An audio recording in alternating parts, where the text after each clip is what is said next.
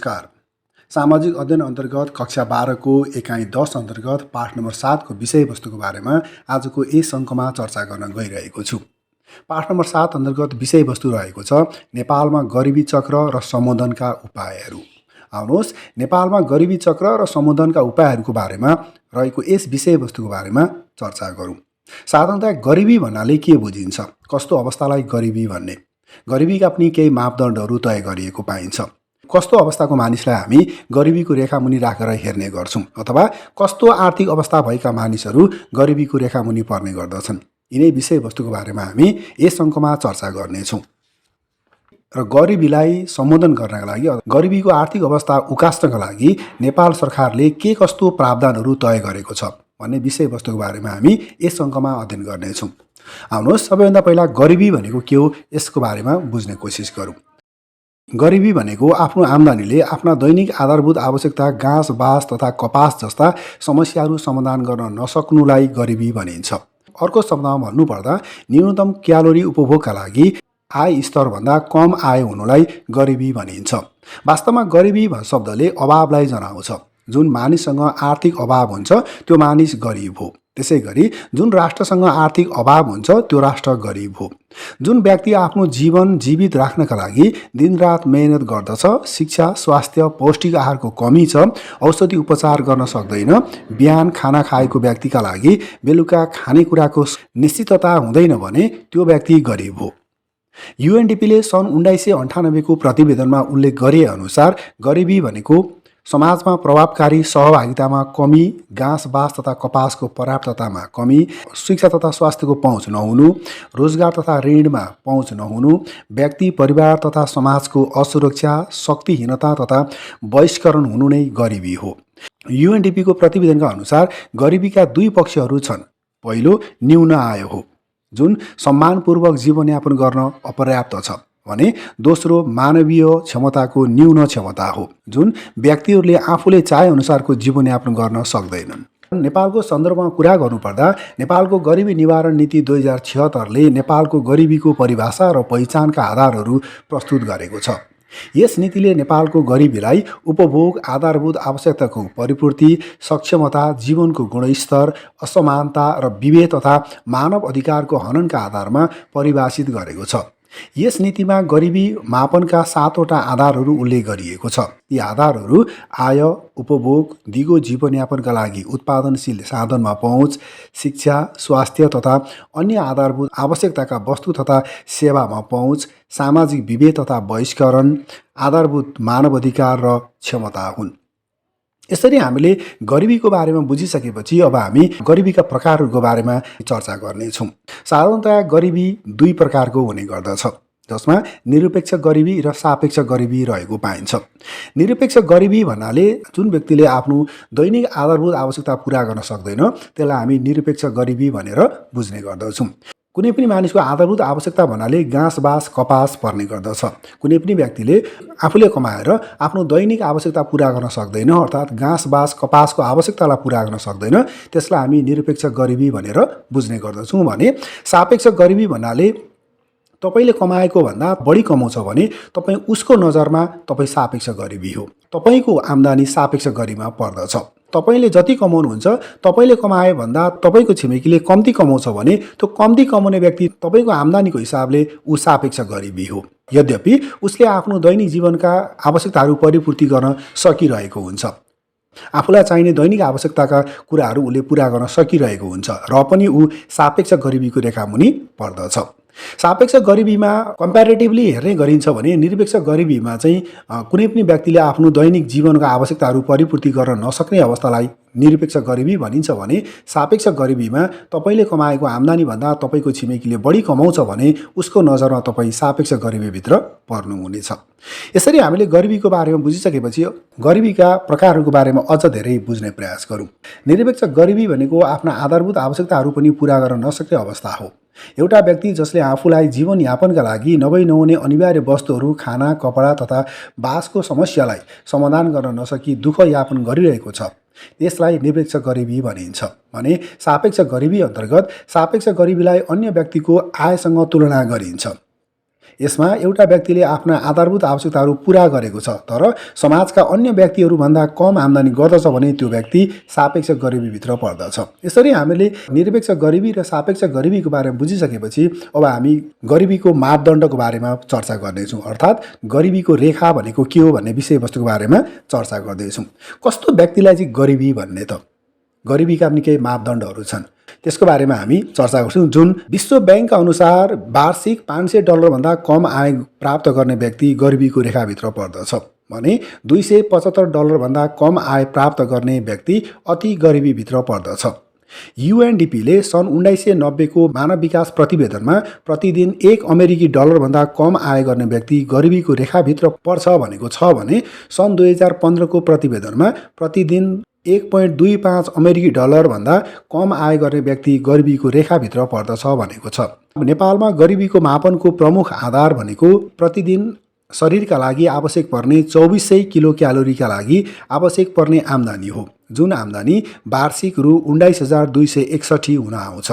नेपाल सरकारले सबै प्रकारको गरिबी मुक्त समाज निर्माण गर्ने दीर्घकालीन सोच अनुरूप गरिबी निवारणका लागि आर्थिक सामाजिक समानता सहितको उच्च आर्थिक वृद्धि हासिल गर्न राष्ट्रिय विकास रणनीति अवलम्बन गरेको छ।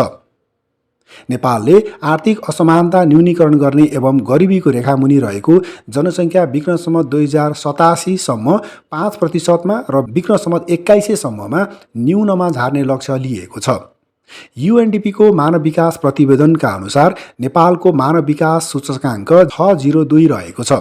साथै नेपाल 142औं स्थानमा र मध्यम मानव विकास सूचकाङ्कको देशभित्र पर्दछ। नेपालमा वर्तमान गरिबीको अवस्थालाई हेर्दा अर्थ मन्त्रालयका अनुसार नेपालमा 18.7% मानिसहरू गरिबीको रेखामुनि, 28.6% मानिसहरू बहुआयामी गरिबी र 16.67% मानिसहरू निरपेक्ष गरिबीभित्र बाँचिरहेका छन्। यसरी हामीले गरिबीको रेखा र नेपालमा रहेको गरिबीको अवस्थाको बारेमा बुझिसकेपछि अब हामी गरिबीको चक्र भन्ने विषयवस्तुको बारेमा चर्चा गर्नेछौँ। गरिबीको चक्रले एउटा व्यक्ति वा राष्ट्र गरिब भएका कारणले नै पुनः गरिबीमा पुग्छ भन्ने कुरालाई देखाउने गर्दछ। अर्थशास्त्री र्याग्नर नुरकुस भन्दछन्, एउटा देश गरिब भएकाले गरिब हुन्छ। गरिबी एउटा यस्तो तत्त्व हो जसले निरन्तर गरिबीभित्र नै परिक्रमा गरिरहन्छ। गरिबीको चक्र पनि अभावबाट सुरु भई अभावमा नै आएर टुङ्गिने गर्दछ। नेपालमा आर्थिक विकासको अवरोधका रूपमा यस चक्रलाई लिने गरिन्छ। यस चक्रलाई माग र पूर्ति पक्षबाट व्याख्या गर्ने गरिन्छ। यस्तो गरिबीको कुचक्र तोड्नका लागि लगानीमा वृद्धि गर्नुपर्दछ। लगानीमा वृद्धि गर्ने पहिलो उपाय भनेको आन्तरिक पुँजीको परिचालन हो। लगानीमा वृद्धि गर्दा उत्पादन तथा रोजगारीमा वृद्धि हुने गर्दछ। फलस्वरूप आय तथा बचतमा वृद्धि हुने गर्दछ, जसले गरिबीको यस्तो कुचक्रलाई सुचक्रमा परिवर्तन गर्न सहयोग गर्दछ।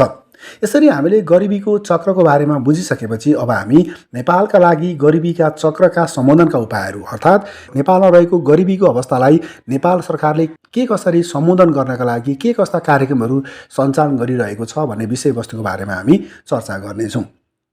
गरिबी नेपाली अर्थतन्त्रको प्रमुख समस्याको रूपमा देखा परेको छ।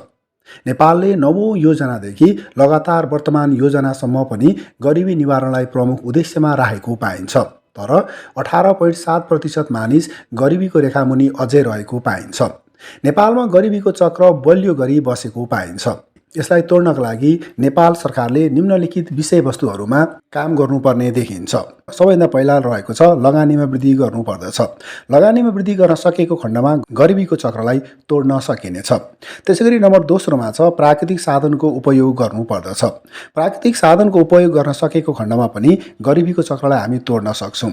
प्राकृतिक साधनको उपयोगद्वारा उद्योग पूर्वाधार तथा कृषि क्षेत्रको विकास गर्न सकिन्छ, जसले गर्दा गरिबीमा रहेका मानिसहरूलाई रोजगार उपलब्ध हुने गर्दछ, जसबाट गरिबीको चक्रलाई तोड्न सकिन्छ। त्यसैगरी नम्बर तेस्रोमा छ लक्षित समूह कार्यक्रम अर्थात् गरिबी केन्द्रित कार्यक्रम सञ्चालन गर्नुपर्ने हुन्छ।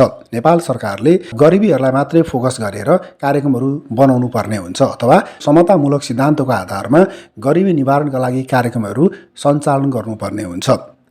अर्को त्यसैगरी नम्बर चौथोमा छ जनसहभागितामा वृद्धि गराउनु पर्दछ। जनसहभागितामा वृद्धि गराएको खण्डमा सरकारी तथा गैर सरकारी निकायबाट सञ्चालन गरिने गरिबी निवारण सम्बन्धी विभिन्न कार्यक्रमहरूमा स्थानीय गरिब समुदायका व्यक्तिहरूलाई कार्यक्रम सञ्चालन प्रक्रियामा सहभागी गराउनु पर्दछ।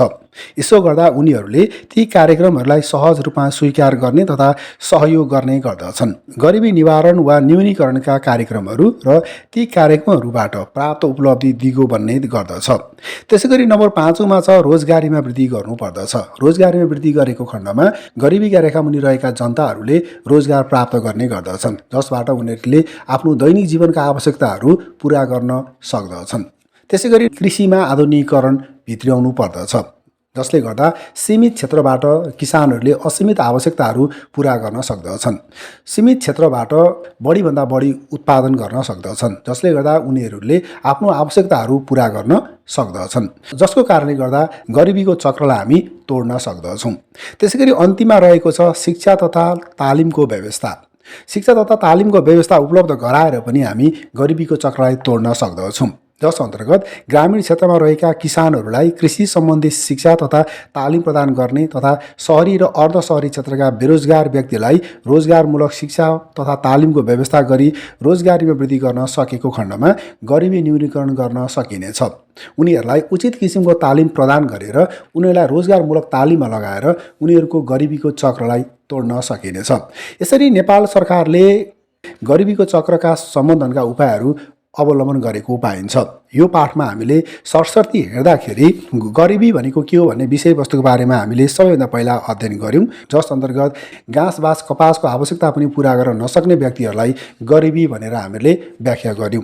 त्योसँगै हामीले गरिबीका प्रकारहरूको बारेमा चर्चा गऱ्यौँ, जस अन्तर्गत निरपेक्ष गरिबी र सापेक्ष गरिबीको बारेमा चर्चा गऱ्यौँ।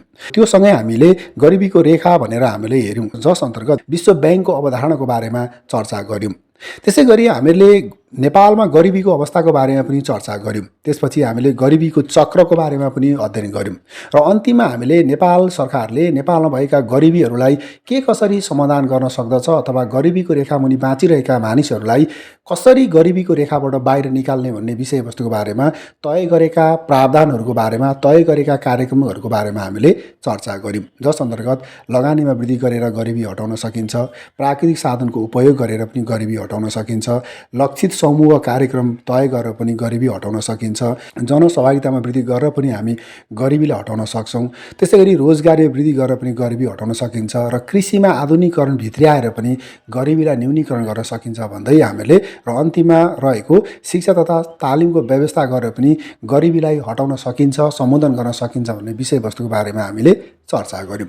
यो सँगै आजको यस विषयवस्तुको बारेमा गर्नुपर्ने चर्चा सकिएको छ। आगामी अङ्कमा अरू विषयवस्तुको बारेमा जानकारी लिनका लागि तपाईँहरूले हाम्रो यस च्यानललाई लाइक र सब्सक्राइब गर्नुपर्ने हुन्छ र छेउमा रहेको बेल आइकनलाई पनि क्लिक गर्नुपर्ने हुन्छ। यति गर्नुभयो भने आगामी अङ्कमा अरू विषयवस्तुहरूको बारेमा गरिएको चर्चा सबैभन्दा पहिला तपाईँले प्राप्त गर्नुहुनेछ भन्दै आजको यस अङ्कबाट बिदा हुन चाहन्छु। हवस् त, धन्यवाद।